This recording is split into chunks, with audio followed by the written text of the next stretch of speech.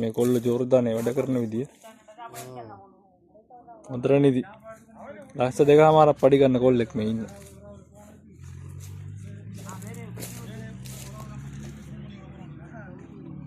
මේ අනිත් එක්කෙනා මෙයා තමයි තක්කාලිගේ ඉංජිනේරු මහත්තයා. ඉංජිනේරු කවුද? අපුල් සාන්ත. අපුල් සාන්ත. මේ කරගෙන යනවා වැඩ.